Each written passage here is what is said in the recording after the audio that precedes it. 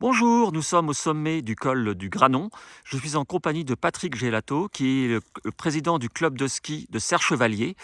Patrick, est-ce que vous pouvez nous parler de ce col qui est en train de devenir mythique, notamment lors d'un passage il y a 2 ans du Tour de France?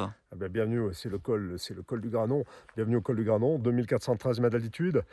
Premier passage, arrivée du Tour de France, Chozas qui gagne en 86, Canins qui gagne chez les filles en 86, et puis maintenant 2022 avec l'arrivée qui a marqué, puisque le classement général au sommet du Granon a été le classement du Tour de France de 2022.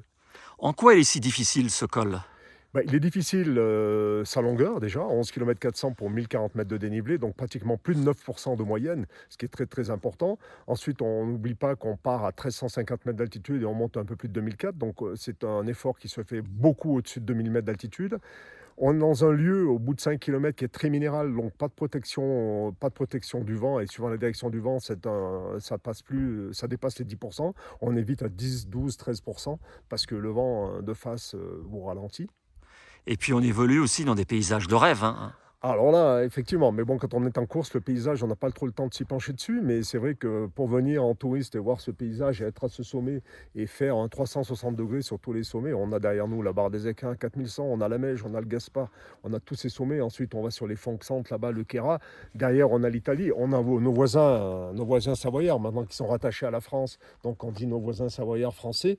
Voilà, on est dans un environnement tout à fait particulier, on est à 2400 mètres d'altitude et on a des tours d'horizon. Et vous avez tout le domaine skiable de Serre-Chevalier qui s'étend sur 15 km sur la longueur de la vallée d'Aguizane. Très bien, donc c'est un col qu'on devrait revoir très vite sur le Tour de France, on l'espère en tout cas. On espère pour 2025, voire 2026, mais je pense que maintenant il faut qu'il rentre dans les classiques comme est l'Alpe d'Huez. Il est beaucoup plus difficile que l'Alpe d'Huez, donc ça donnera encore plus de peps à tout ça. Et puis c'est un col qu'il faut venir voir, que ce soit en vélo, à pied ou en voiture, puisque le panorama est extraordinaire. Et puis ici, la chance qu'on a dans le Hautes-Alpes, et surtout le nord des Hautes-Alpes, c'est qu'on n'a pas besoin de climatisation. Vous voyez, on a mis la petite doudoune ce matin, on est au mois de juillet. Merci beaucoup.